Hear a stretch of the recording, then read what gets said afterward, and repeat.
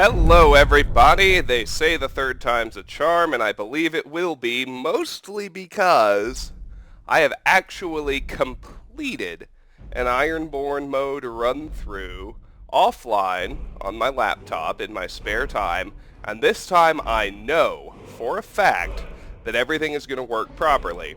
In the spirit of being the definitive Skyrim playthrough on YouTube, in addition to playing on Legendary, playing Ironborn mode, meaning no buying things that can be found in random loot, and I'll work out the wrinkles for that later, or as I come upon them.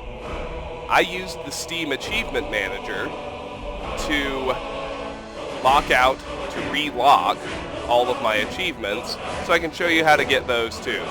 Without further ado, let's begin a new game. One other thing, I'm going to go back to reading things out loud, because when I didn't, I received complaints from both camps. Some people don't like me reading, others do. The people who like me reading, they outnumber the people who don't, bottom line. So I am going to read things as I come across them. It'll give me a nice little break to cut off to manage my lists anyway. So let me think about important choices. Really, there are only two. We will be siding with the Dawn Guard rather than the vampires, mostly because siding with the Dawn Guard, you can still become a vampire lord throughout the storyline. You can still get all of the cool vampire lord perks and functionality. The real bonus, though, is that you don't have to be an asshole. You can still be a good guy, which I like, when it's possible anyway. There is also the Civil War. For all the reasons outlined in my last playthrough, I'll be siding with the Imperial Legion.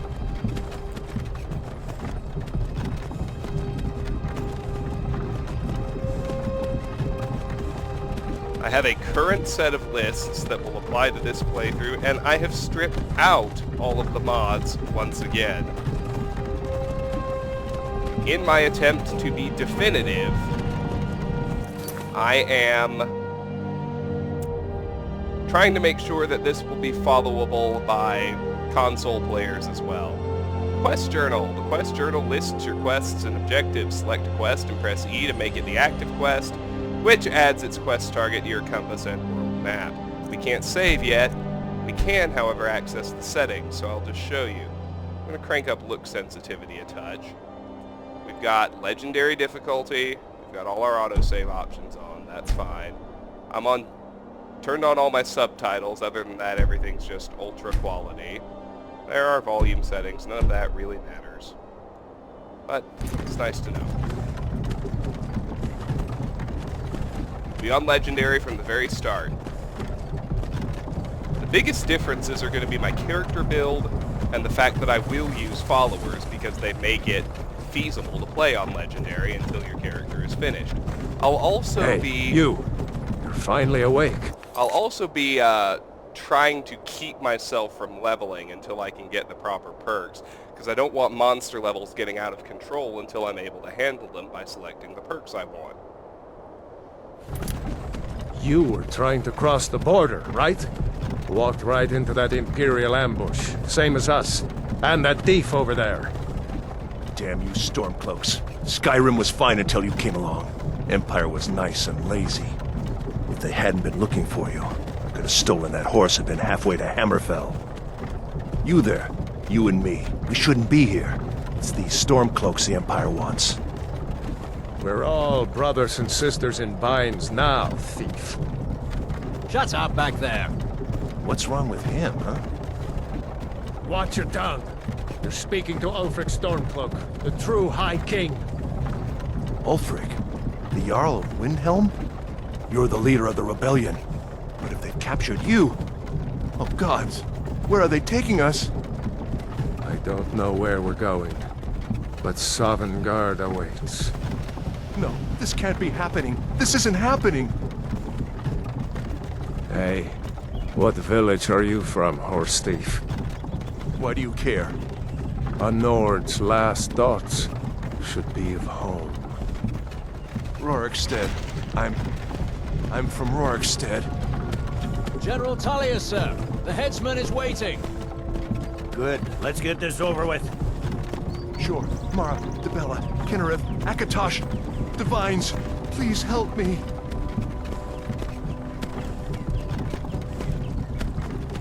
Look at him. General Tullius, the military governor. And it looks like the Thalmor are with him. Damn elves. I bet they had something to do with this.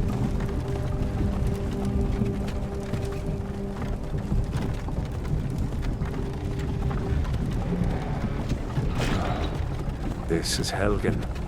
I used to be sweet on a girl from here. Wonder if Vilod is still making that mead with juniper berries mixed in. Funny. When I was a boy, Imperial walls and towers used to make me feel so safe. Who are they, Daddy? Where are they going? We need to go inside, Luca. Why? I want to watch the soldiers. Inside the house. Now. Yes, Papa. Get these prisoners out of the carts. Move it! Why are we stopping? Why do you think? End of the line.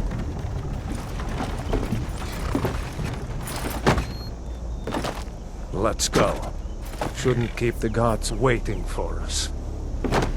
No, wait! We're not rebels! Biggest thing, Face your death with some courage, thief. You've got to tell them! We weren't with you! This is a mistake! Step towards the block when we call your name. One at a time. Empire loves their damn lists. Ulfric Stormcloak, Jarl of Windhelm. It has been an honor, Jarl Ulfric. Ralof of Riverwood.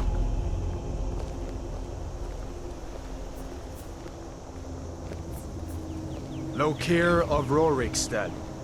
No! I'm not a rebel! You can't do this! Halt! You're not gonna kill me! Archers! Anyone else feel like running? Wait. You there. Step forward.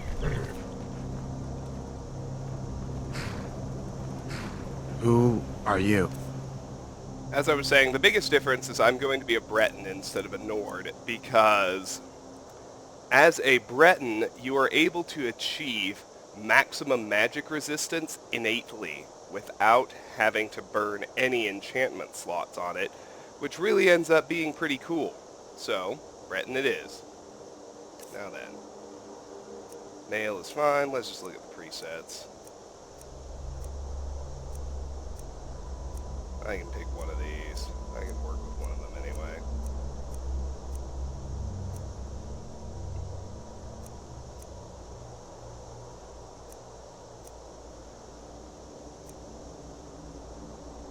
Actually, kind of like this one. We'll just roll with that. Finish and name your character. There we go. Done. You from Daggerfall, Breton? Fleeing from some court intrigue? Captain, what should we do? He's not on the list. Forget the list. He goes to the block. By your orders, Captain. I'm sorry. We'll make sure your remains are returned to High Rock. Follow the captain, prisoner.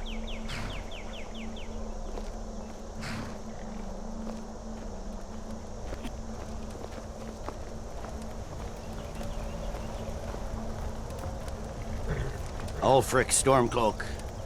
Some here in Helgen call you a hero, but a hero doesn't use a power like the voice to murder his king and usurp his throne. You started this war, plunged Skyrim into chaos, and now the Empire is going to put you down and restore the peace. What was that? It's nothing. Carry on. Yes, General Tullius. Give them their last rites. As we commend your souls to Aetherius, blessings of the 8 divines upon For you. the love of Talos, shut up Salt and let's get earth this of over. Nirn, our... As you wish. Come on! I haven't got all morning.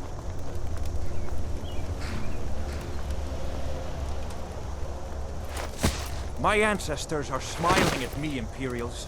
Can you say the same?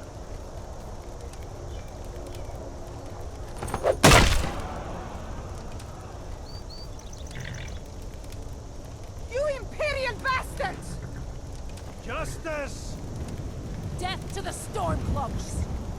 As fearless in death as he was in life. Next, the Breton! There it is again. Did you hear that? I said, next prisoner! To the block, prisoner. Nice and easy. Once we're actually in control, we'll, get rolling.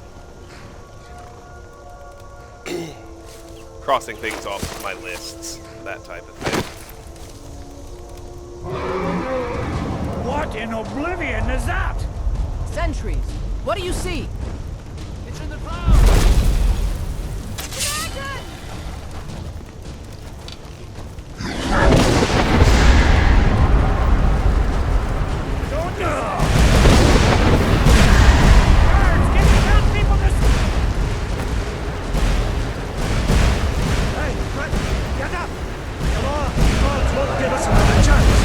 WASD to move. Started unbound.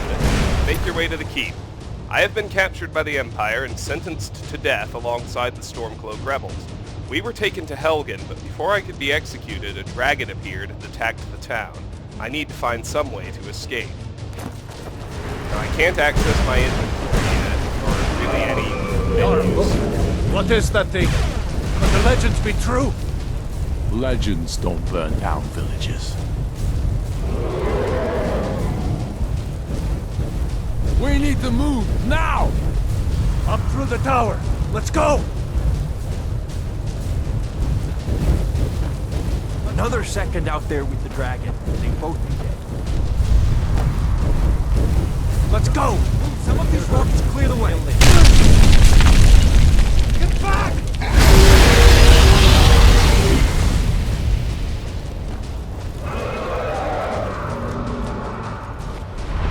Can't do anything because our hands are bound. Jump through the roof and keep going.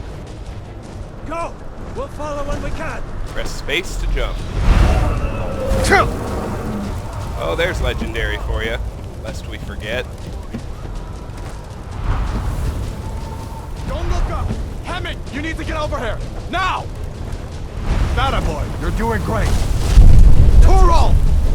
Make me go! Everyone get back! Still alive, prisoner? Keep close to me if you want to stay that way.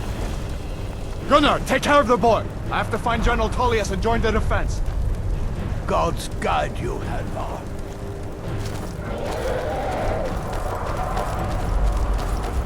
Stay close to the wall!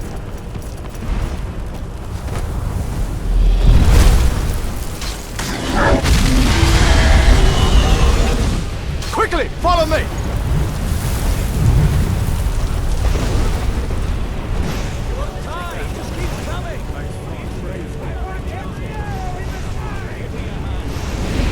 We just got pushed for a nod.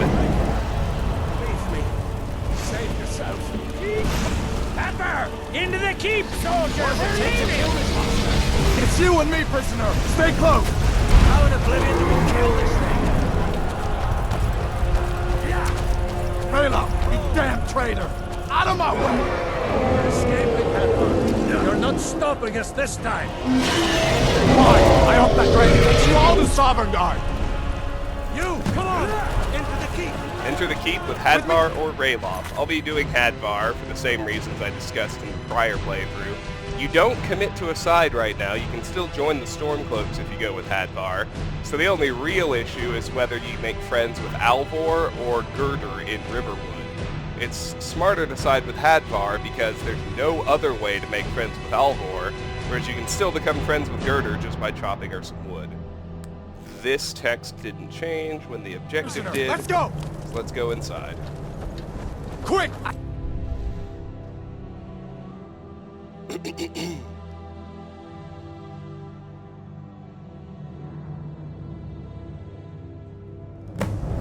Completed. Enter the keep with Hadvar or Rayloff.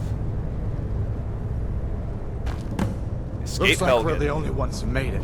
Was that really a dragon? To bring us of the end times? That text still didn't change. We should keep moving. Come here. Let me see if I can get those bindings off. There you go. Take a look around. There should be plenty of gear to choose from. I'm going to see if I can find something for these burns. Press E to open containers. We cannot pickpocket Got to be Hadvar a at the sword or moment. two in one of these chests. Look around. I am still trying not to grind, FYI. You better get some gear. So, let's look. I have my usual suite of lists. We start with alchemy effects. We don't know any. Books. We haven't read any. The build shows me what perks to take at which levels. So far, we're just level 1. At level 2, my next level up, I want to take Alchemist 1, which I qualify for, so I'm free to level up. I am going to put some points into Magicka as well. That's the other big build difference. My pattern is going to be 3 health, 1 stamina, 1 Magicka, repeated ad nauseum, because rather than carry around full suites of enchanted gear to reduce the casting cost of spells to 0, you can reduce them by 87%, I want to say. Yes. You can reduce them down to 87% with carrying nothing but jewelry. And I find that preferable. It does mean having a little magicka helps out, which it does anyway when you're raising the magic skill. So 3 health, 1 stamina, 1 magicka is going to be my stats pattern. I'll tell you what I want at each level up, but first one is Alchemist 1, which I'll be able to take no problem. However, right now, we're just chilling at level 1, and that's fine. Next list is Dragon Shouts, we don't know any. Next is Enchanting Effects, we don't know any. Next is Free Skill Boosts, we haven't earned any. Next is the Gear Checklist. If you look at this, your Rough Spun Tunic works as a chest piece to ultimately enchant with Fortify Smithing. So I'm going to take that off the list right here at the start. It's the only thing I have, of course. The next list is the location list. There are both discoverable and clearable locations, as you probably know. You start... Oh, world map. On the world map, locations that you have discovered have light icons, while locations that you have only heard about have dark icons. You can select any location you have discovered to fast travel to it. So here we are in Helgen Keep. We start out having heard of the 9 hold capitals, and with Helgen discovered. So Helgen's listed on my template list. I am going to remove it. It is already discovered. That part is done. On the quest list, we haven't completed any yet. We've started Unbound, but that's all. Spells. This is interesting to look at. So every character in the game starts with the destruction spell Flames and the restoration spell Healing.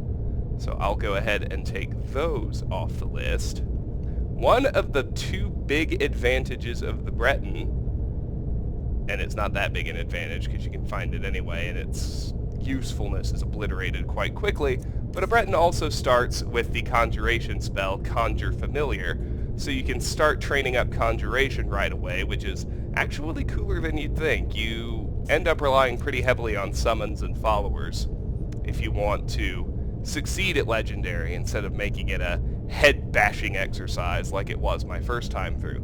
Finally, we have the Power Dragon Skin, which can help us in a pinch if we're fighting a hostile mage, so I'll go ahead and favorite it. While in-game, press Q to open the Favorites menu, which allows you to quickly use or equip items you have marked as your favorites.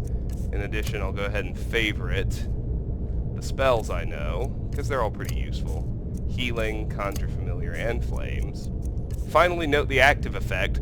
Breton Blood grants a 25% resistance to magic. What? Yes, it does. Yes, it's as useful as you'd think.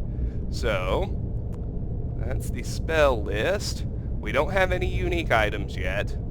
And the walkthrough I'm following, I have switched. I'm now following the route outlined by a gentleman and a scholar named Idarak, both because he includes all the DLC and because his route through the game is actually logically consistent. I don't have to modify it at all, whereas I kind of did with Thunderstorm 2's. So, credits and kudos and thank yous to him for showing me a good route through the game that covers everything. And kudos to RBC for the build I'll be using. Very clearly delineated in his FAQ, both of which are available on Game FAQs, by the way, why this is the ideal build. I am simply going to execute it and comment as I do so. Now, we're here. Save number See if one. one of these chests. Outstanding. Let's have a look. We've been going 20 minutes. Alright. Now, one thing I will do... See if one of these chests has some armor for you. ...is, I will use the console where there's a glitch like this. So, our first book, Brief History of the Empire V2. Let me go remove it from the list.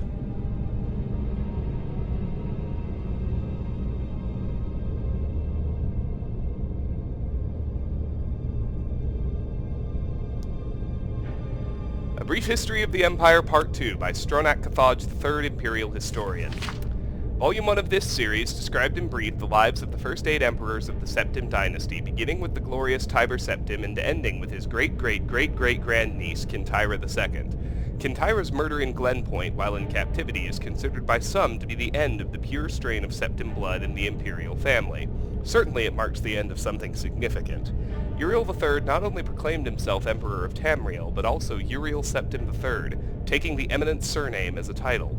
In truth, his surname was Mantiarco from his father's line. In time, Uriel III was deposed and his crimes reviled, but the tradition of taking the name Septim as a title for the Emperor of Tamriel did not die with him.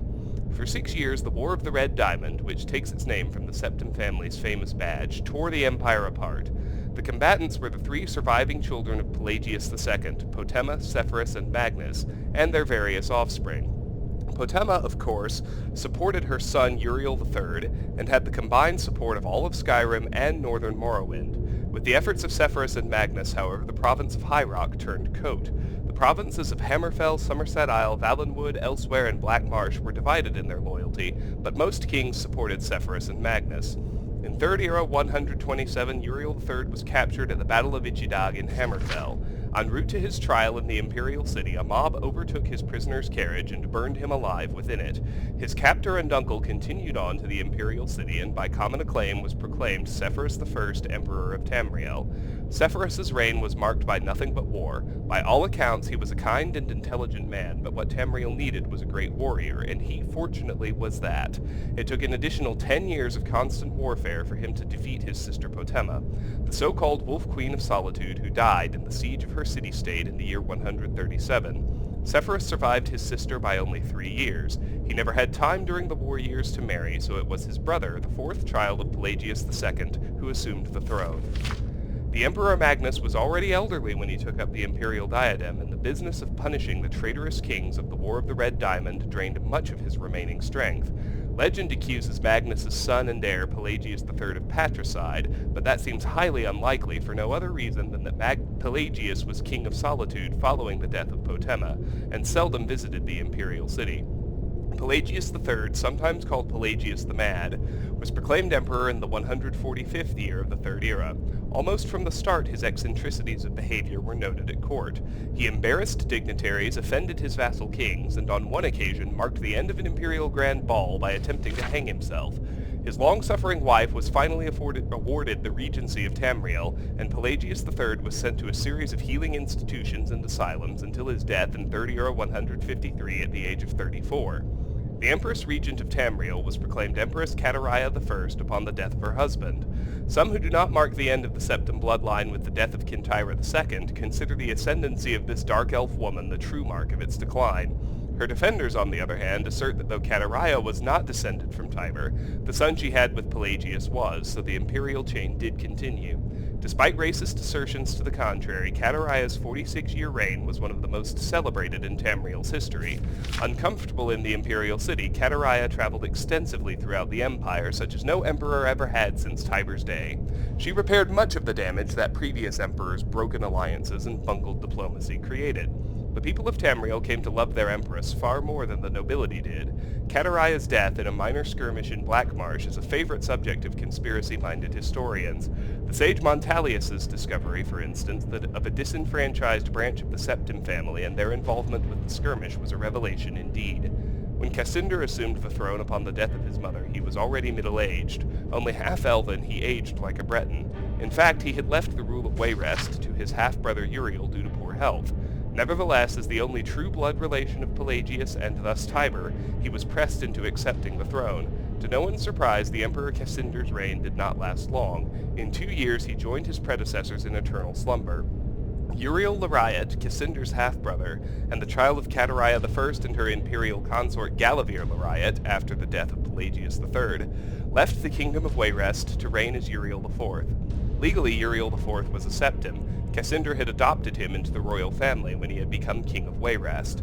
Nevertheless, to the council and the people of Tamriel, he was a bastard child of Cataraya. Uriel did not possess the dynamism of his mother, and his long 43-year reign was a hotbed of sedition. Uriel IV's story is told in the 3rd volume of this series. So we'll grab that. Just a brushing You better error. get some gear. Mixed Unit Tactics is our second book. Let me take it off the list. Just a moment, if you would. Thank you. Mixed Unit Tactics in the 5 Years' War, Volume 1 by Codus Colonus. The legions could learn from the unconventional tactics used by the Khajiit in the 5 Years' War against Valenwood. I was stationed at the Sphinxmoth Legion fort on the border near Dune and witnessed many of the northern skirmishes firsthand. The war started with the so-called Slaughter of Torval. The Khajiit claimed that the Bosmer invaded the city without provocation and killed over 1,000 citizens before being driven off by reinforcements from a nearby jungle tribe. The Bosmer claimed that the attack was in retaliation for Khajiiti bandits who were attacking wood caravans headed for Valenwood. In the spring of 30 or 396, the war moved closer to Fort Sphinxmoth. I was posted on lookout and saw parts of the conflict. I later spoke with both Khajiit and Bosmer who fought in the battle, and it will serve as an excellent example of how the Khajiit used a mixture of ground and tree units to win the war. The Khajiit began the fight in an unusual way by sending tree-cutting teams of Cathay-Rat and the fearsome Sencha-Rat or Battle Cats into the outskirts of Valenwood's forests. When word reached the Bosmer that trees were being felled, allegedly a crime in the strange Bosmeri religion, a unit of archers were dispatched from the larger conflicts in the south. The Bosmer were thus goaded into splitting their forces into smaller groups.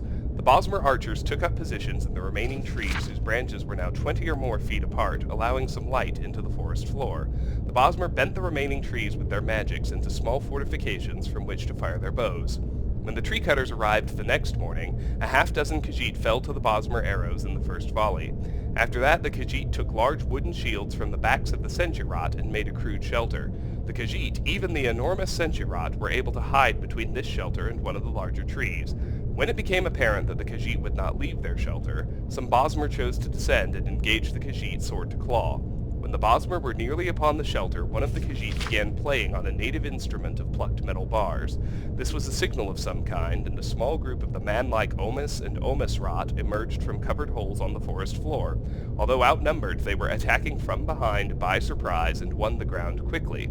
The Bosmer archers in the trees would have still won the battle were they not having troubles of their own. A group of Dagi and Dagi-Rat, two of the less common forms of Khajiit who live in the trees of the Tenmar forest, jumped from one tree to another under a magical cover of silence. They took up positions in the higher branches that could not hold a Bosmer's weight. When the signal came, they used their claws and either torches or spells of fire. Accounts from the two survivors I spoke with vary on this point, to distract the archers while the battle on the ground took place. A few of the archers were able to flee, but most were killed. Apparently the Dagi and Dagi-Rat have more magical ability than is widely believed if they were able to keep themselves magically silenced for so long. One of the surviving Bosmer told me that he saw a few ordinary cats among the Dagi, and even claimed that these ordinary cats are known as Alfiq, and that they were the spellcasters. But Bosmer are almost as unreliable as the Khajiit when it comes to the truth, and I cannot believe that a house cat can cast spells. At the end of the day, the Khajiit lost perhaps a half-dozen fighters out of force of no more than 4 dozen, while the Bosmer lost nearly an entire company of archers. The survivors were unable to report back before a second company of archers arrived, and this strategy was repeated again with similar results.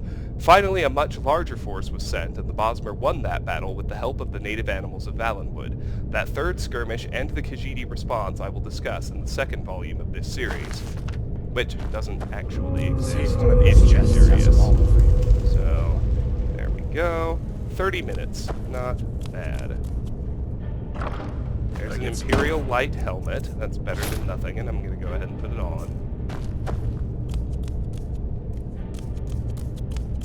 One other thing I'm going to track is the next perk I want that I don't qualify for, just so I can make sure that I'm conscious of it and I don't level too many unrelated skills before it's ready. So Alchemist 1 is first. Then I want Steel Smithing, which I can get as is. Then I want Enchanter 1, which I can get as is. Then I want Stealth 1, which I can get as is. Then I want Alchemist 2, which I will be able to get. Then I want Overdraw 1, which I will be able to get. Then I want Physician, which I will be able to get. Then I want Armsman 1, which I will be able to get. Then I want Enchanter 2. So, before I get to level 10, I need to get 5 ranks in Enchanting. There you go. Good to know.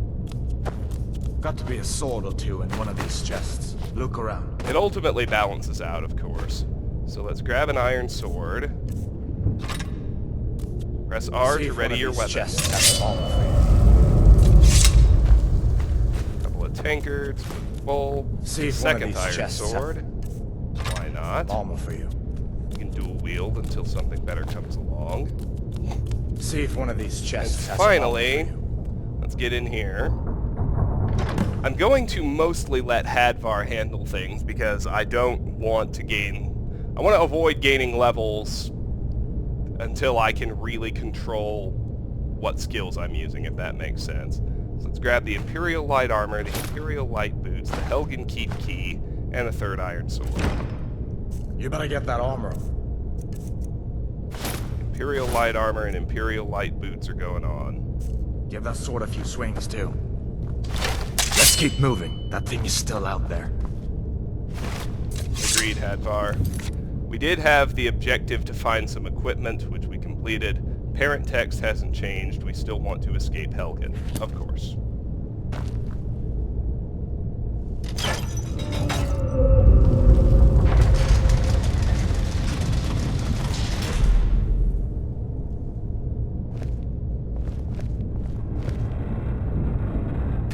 Nothing for it but to keep moving.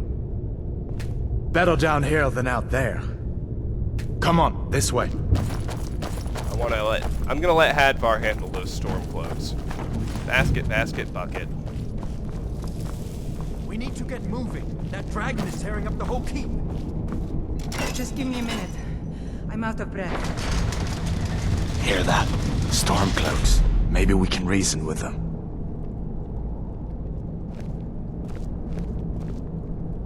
Hold on now. We only want to. If you want to die, so be it. There's that one attack. Hold power attack.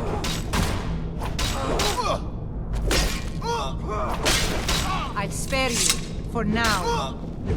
Hadvar can handle his I'll business water the just ground fine. with his blood.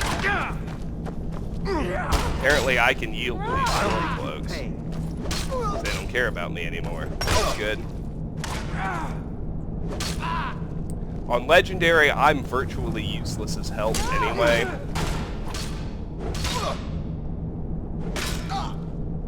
I will say that as far as combat skills go, since I'm trying to prepare for that too, the first perk I want that I don't yet qualify for is, as I mentioned, Enchanter 2. You don't have a chance. However, once we get beyond crafting skills and into combat skills, well, the first one I want is actually related to archery, But ultimately I want archery, one-handed, destruction, and light armor. So I'll let those skills track up until the time comes to A pox on the level Empire. irrelevant skills just for the sake of gaining experience. But that won't happen for a long time. I will save my best two-handed weapon in terms of gaining experience only. So I will save the highest base damage two-handed weapon I can get until ultimately we're talking a dragon bone warhammer, which I'll craft at the appropriate time in order to max out that skill. Probably go with dragon plate armor for raising raising heavy armor.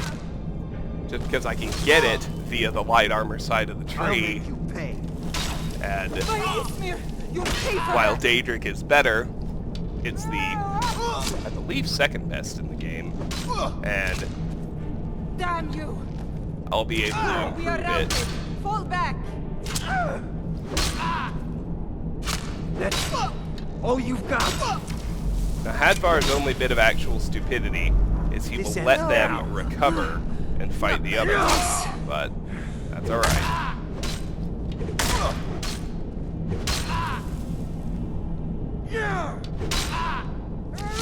No more. I yield. I yield. For the glory of the Empire! There's one down. Now Hadvar will go handle the other. Perfect. Let me see if I can get that door Press open. M2 to block. Well, that's only really true. Fur gauntlets. Now, for my crafting loop gear checklist, be aware we eventually need 2 sets of gauntlets. That fur gauntlet right there can be set number 1. Outstanding.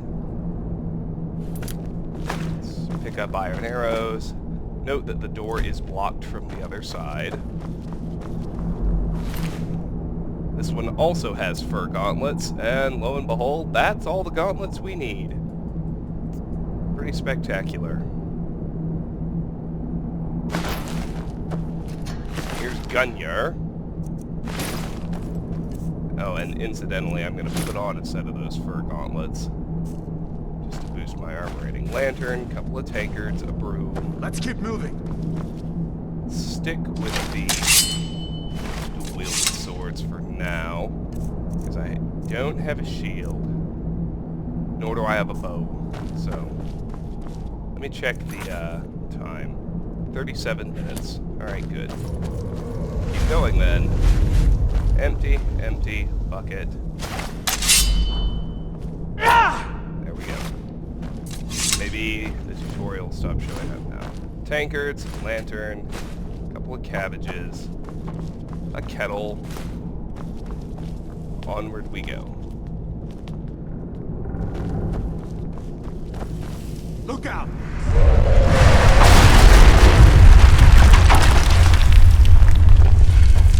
We'll let Hadvar handle this next crew as well. Damn, that dragon doesn't give up easy. What are you doing? We need to get out of Helgen, now!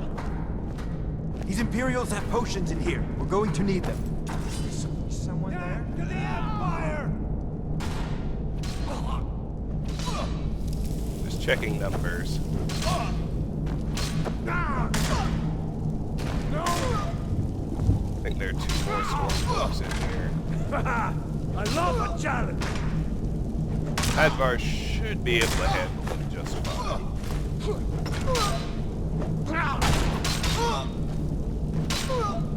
But I don't actually know that for sure. Hand on my wall.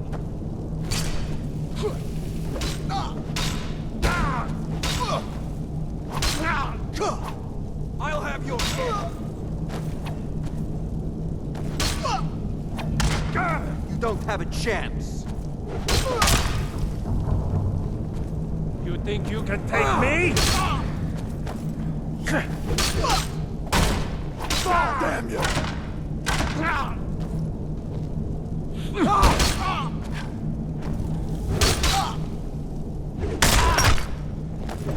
Not the best you can do? You won't leave Skyrim alive! They're getting close enough, I worry about target switching. So...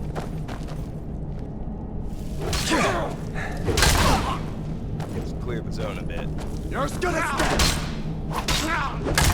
Show me what you can take me! Kill-cammed one of them. Nice work, Cadvar.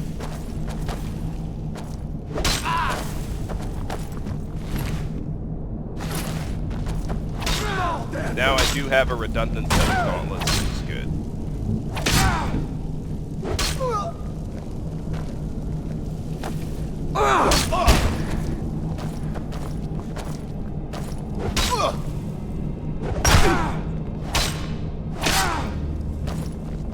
I'll see you in pieces.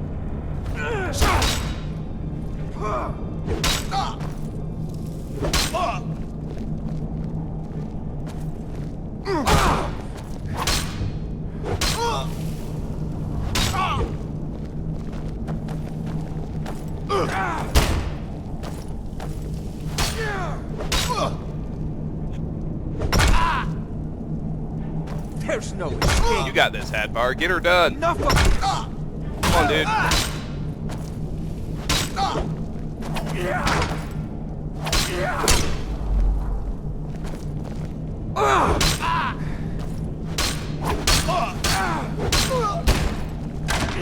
You're pathetic.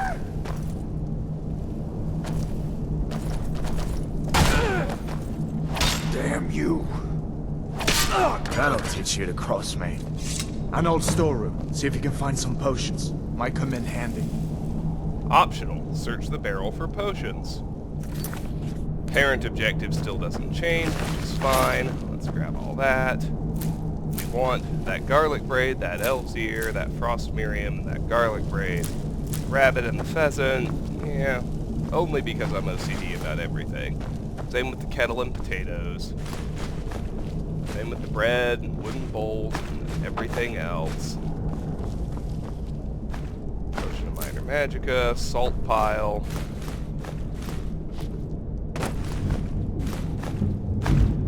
Potion of Minor Healing, some wine, 2 clothes irons, gold, and a new book, Walking the World, Volume 11. Let me go pull it off the book list.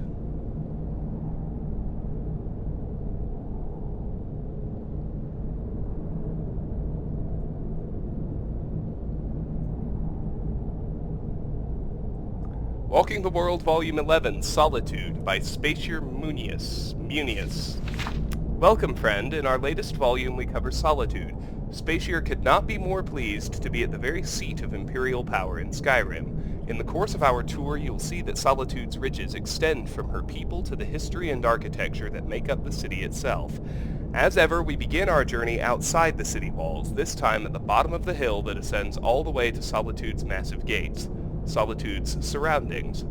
Before scaling the hill to the city, you should be sure to take in the sights. Wander the track that leads down to the docks, and you can stop to enjoy one of the best views of the Great Arch. Originally serving as both a landmark and windbreak for Solitude's port, the easily defended Great Arch also provided an ideal building site for the ancient Nords. The city gradually grew to extend across the entire length of the arch. This growth culminated in the building of the Blue Palace, home of the High Kings and Queens of Skyrim. We will visit the palace later. The Gates of Solitude. Entrance to Solitude is guarded by 2 gates and 3 towers. The first of these towers, situated at the crossroads, is Sky Tower. It's mostly a lookout, although in times of war, barricades are erected across the nearby road to act as a first line of defense. The second tower and first smaller gate are collectively known as the Squall Gate. Here, attacking armies meet their first real resistance. Last and certainly most impressive is the Storm Gate. While Castle Dower, found just within the city's main gate, has always been a massive walled structure, Solitude's outer walls and gates were not added until shortly after the coronation of High King Erling. Looking up and to the left of the main gate, you can see a small hint of Erling's preference for a more rounded style of architecture that we will see later in the Castle Dower extension, as well as the interior arch and the windmill. Now we pass through the gates and enter the main shopping district of Solitude, the Well District. Stepping inside Solitude's gates, you get your first view of the city itself. Rising tall and proud before you, banners waving from its crown, is the Emperor's Tower. Home to the kings of Hofengar before the consolidation of Skyrim into the creation of the Blue Palace, the Emperor's Tower is now used exclusively as guest quarters for emperors who come to visit the city. To your left and right are Solitude's inn and shops.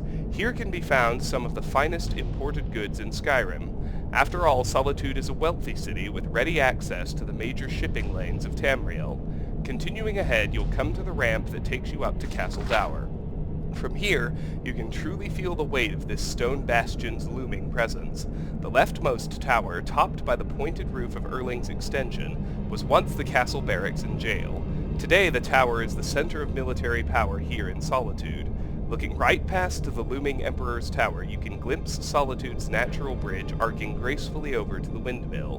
Built during High King Erling's day, the bridge was said to be used to discreetly allow Captain Jitta, the famous privateer, to enter Castle Dower.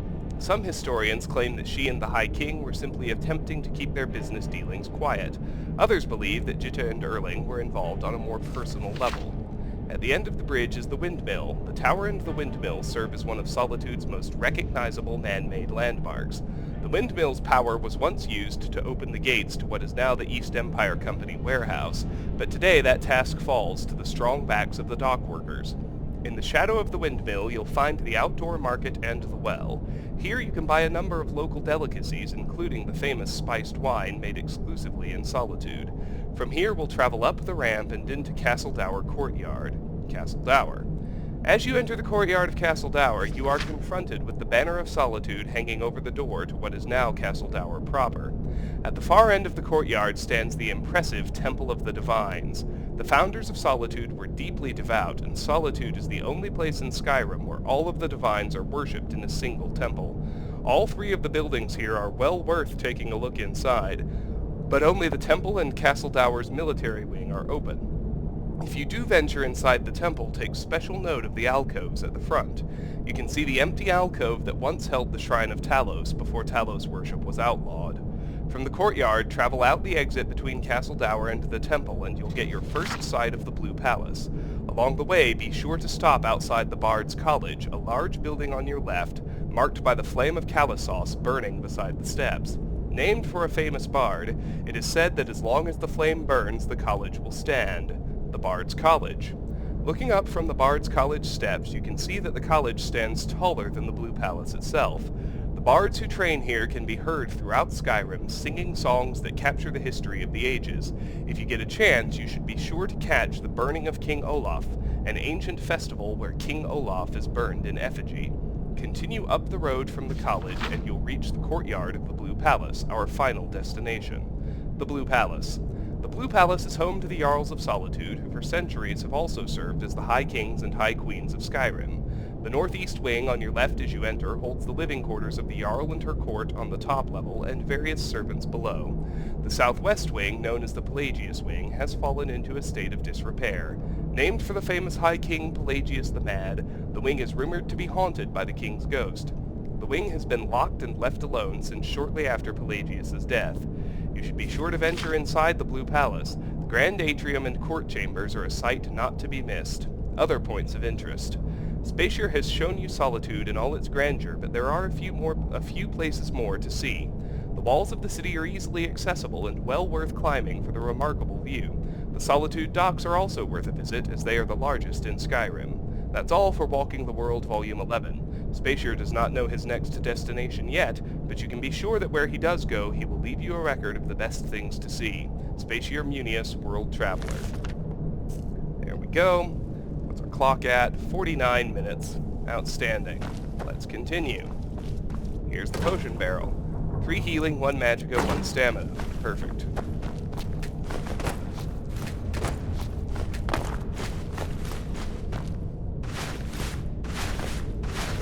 Food sacks, grab a couple buckets, some rock warbler eggs, some rabbits, onward and upward. Done then? This way.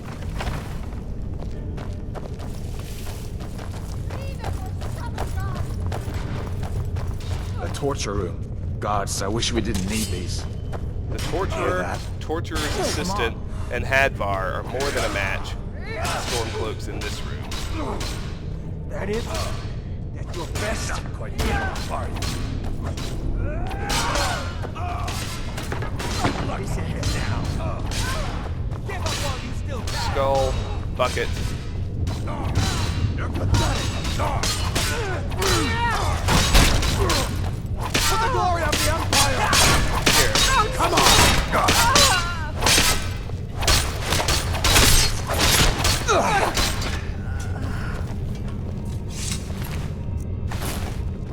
You fellows happened along just in time.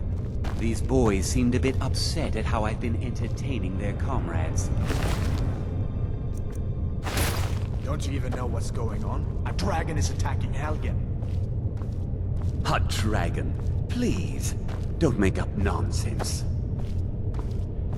Although, come to think of it, I did hear some odd noises coming from over there. We can pickpocket the Come with torturer's us. We need to assistant, but he doesn't have anything. Here.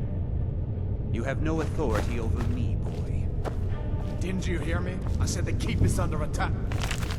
Read that already. Forget the old man. I'll come with you. Wait a second. Looks like there's something in this cage. Don't bother with that. Lost the key ages ago. Poor fellow screamed for weeks. See if you can get it open with some picks. We'll need everything we can get. Sure. Take all my things. Please. Grab what you can and let's go. Hadvar gave us 12 lockpicks. Just to kind of arrest the growth of lockpicking, I'm going to try not to break picks, ever. Torturer doesn't have anything either. Leave me to my work, unless you plan to stay and help. Leave me to my work, unless you plan to stay and help. So we got a couple of other things now. Optional, attempt to pick the lock to the cage. We will, but first, let's go to this corner room, where you'll see we can grab an iron mace and an iron shield. Now, here's an interesting thing about dual wielding. Your attack speed is determined exclusively by the weapon in your left hand. So, if you put a dagger in your left hand, you can go all the way up to a mace in your right. Your attack speed is unaffected, and you can get the extra damage from the mace. It's pretty cool, and it's what we're going to be doing vis-a-vis dual wielding. There's your iron shield. Now, we've got Brief History of the Empire V1, which is a new book. A Brief History of the Empire Part 1 by Stronach Cathaj III, Imperial Historian. Let me take it off the list.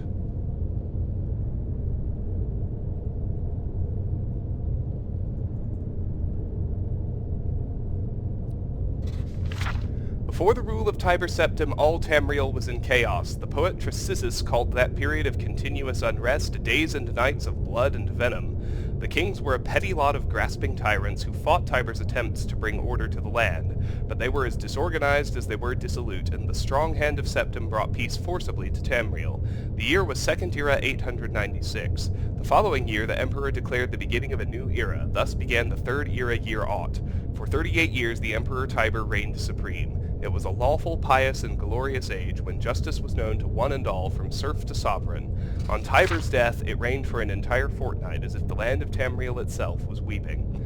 The Emperor's grandson, Pelagius, came to the throne. Though his reign was short, he was as strong and resolute as his father had been, and Tamriel could have enjoyed a continuation of the Golden Age.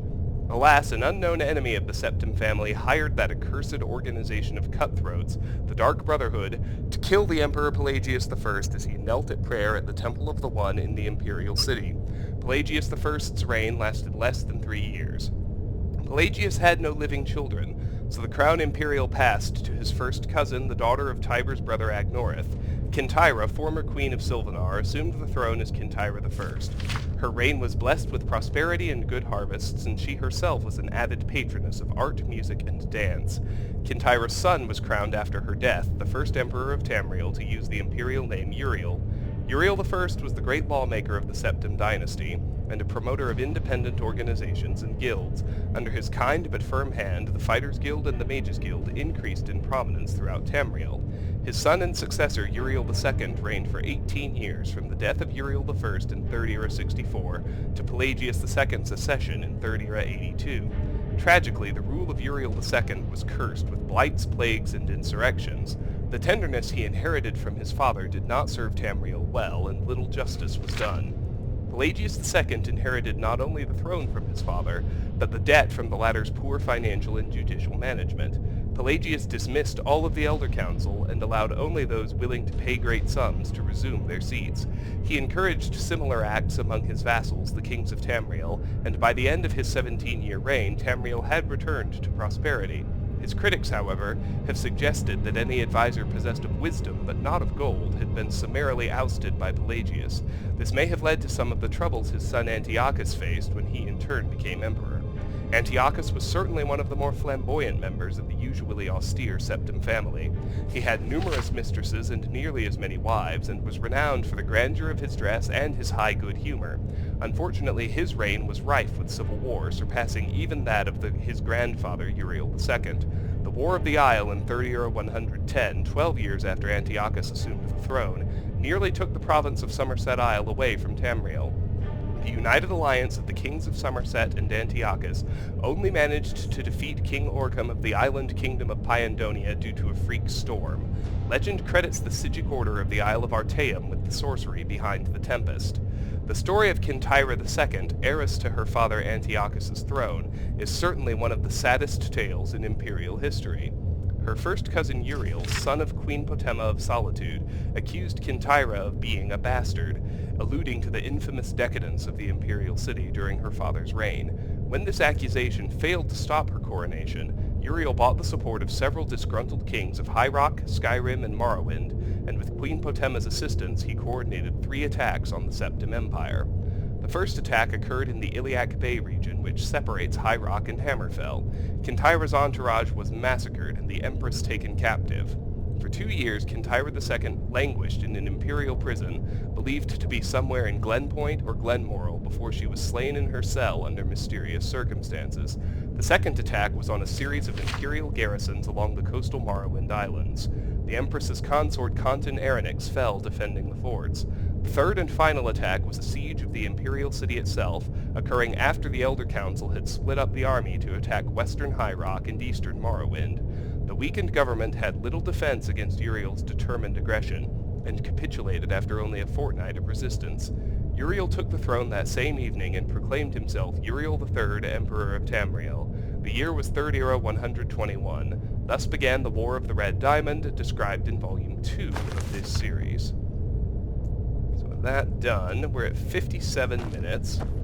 It's pretty close to a darn good endpoint. Let's finish off this room, which involves grabbing this dagger, searching this knapsack, reading this Book of the Dragonborn, which is on our list, but not for much longer. The Book of the Dragonborn. There it is. By Prior Emmeline Medrine, Order of Talos, Waynon Priory, year 360 of the 3rd Era, 21st of the reign of His Majesty Pelagius IV. Many people have heard the term Dragonborn. We are of course ruled by the Dragonborn Emperors, but the true meaning of the term is not commonly understood.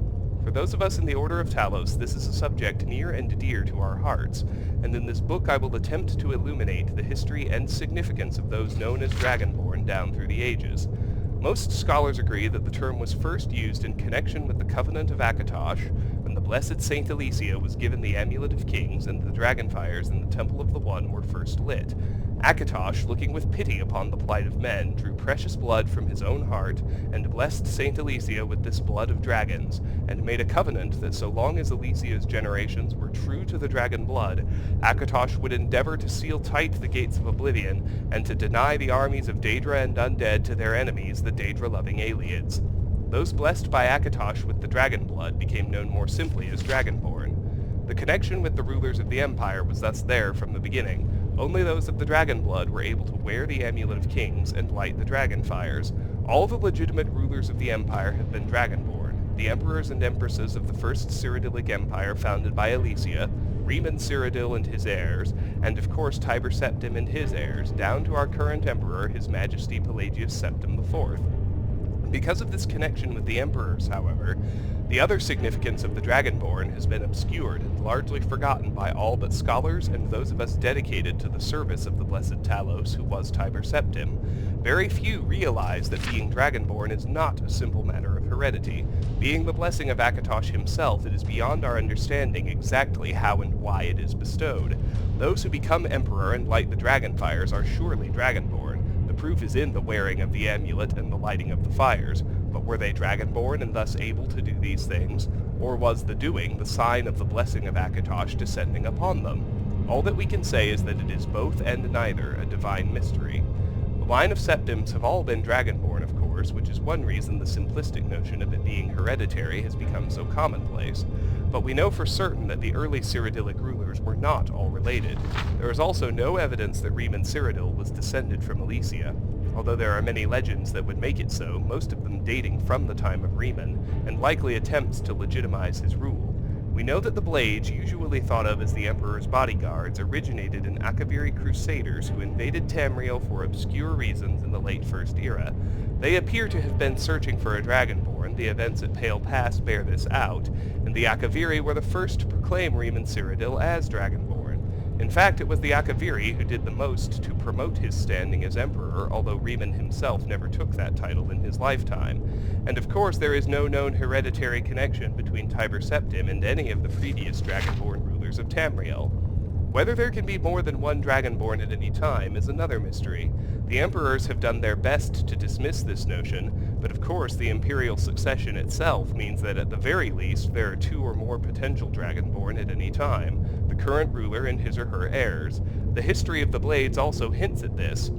Although little is known of their activities during the interregnum between Riemann's empire and the rise of Tiber Septim, many believe that the Blades continued to search out and guard those they believed were or might be Dragonborn during this time.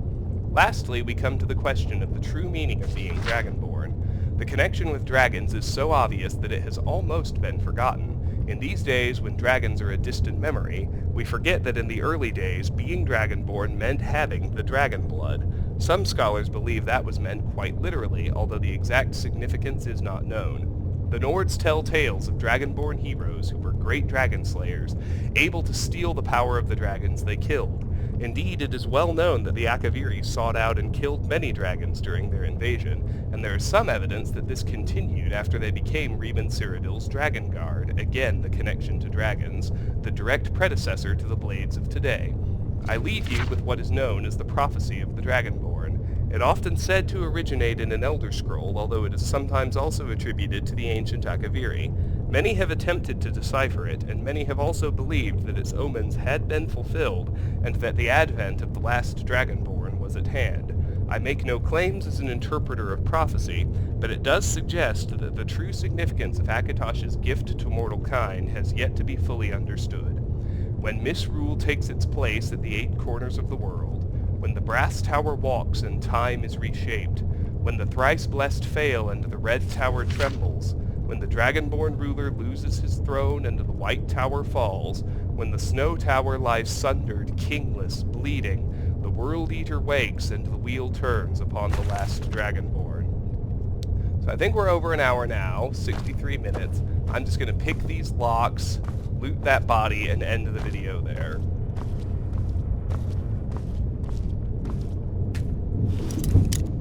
Lockpicking. Use mouse to rotate the lockpick, then W to rotate the lock. The closer the pick is to the correct position, the more the lock will rotate before the pick breaks.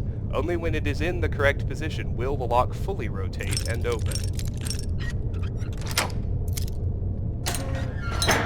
So I don't think there's anything inside this one. This one has some important goodies.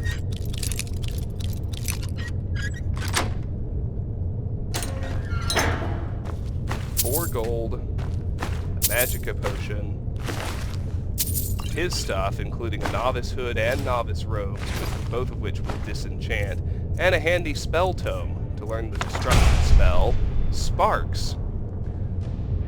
Just like Flames, except it's shock elemental. Take that off my spell list, because I'm ultimately going to be taking Augmented Shock. I'll put it on my favorites list. I'll keep them both favorited for now, just so I've got multiple elements covered. Pick open this third cage door.